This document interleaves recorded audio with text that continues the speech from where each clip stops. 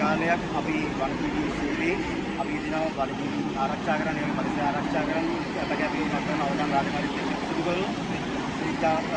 සිතා මාර්ග පොලිසිය විදියට ඉතින් මේ වෙනකන් අපගේ පස්සේ ඉස්තිර කරලා 2014 පස්සේ කිසිම පත්වීමක් අපි ඉස්තිර කරලා නැහැ අපි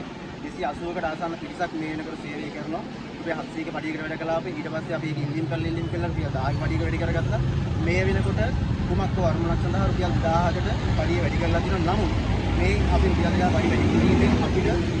සෑහීමකට පත් වෙන්න බෑ මොකද අපි පැය 24ක සේවයකින් නිරත වෙනවා පැය 24 සේවයකින් නිරත වෙලා අපි මේ සියලු අවධාන රාජකාරීලා පිළිතුරු වේලාවල් තියෙනවා ඉතින් අපි අද දිනවල උද්දේශයෙන් අපි කටයුතු තියෙන්නේ අද ජනාධිපතිතුමා හම්බෙලා අපි අද 2026 චක්‍රලේඛ එතුමාගේ අයවැය ප්‍රකාශනය පත් කරලා තියෙනවා රාජ්‍ය සේවයේ ඉස්තිරවල සියලුම සේවකින් ඉස්තිර කරනවා. නමුත් මේ චක්‍රලේඛයට අදගෙන යන බවක් තමයි තියෙන්නේ. ඉතින් මේක හොඳයි කියන පස්සේ මේ චක්‍රලේඛ අවශ්‍යෝ අපි මේ සියලු සම්බන්ධ කියන්නේ ඒ කවුරුද කරන්නේ අසරණ කාර්යයකට පත් වෙනවා. ඉතින් මේක අධිකරණ ජනාධිපතිතුමාට අපි විනාඩි 5කට